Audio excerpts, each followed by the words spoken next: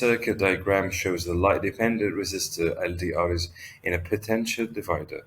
A voltmeter is connected across the LDR, which row shows the resistance of the LDR and the potential difference PD, shown on the voltmeter at a specific light level.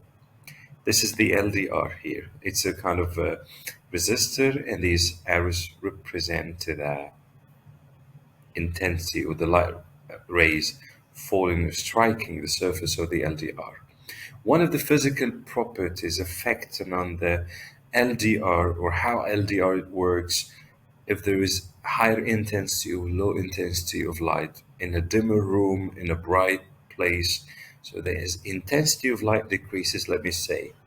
It means that dimmer. The resistance of the LDR affected by the intensity of light.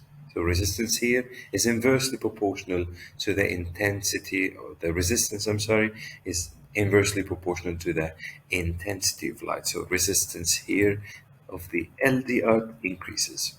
Okay.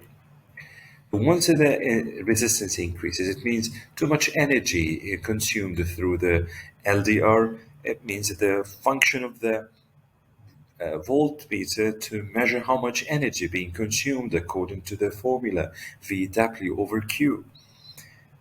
It means more energy, or the voltage or the V out across the LDR increases as well. Okay.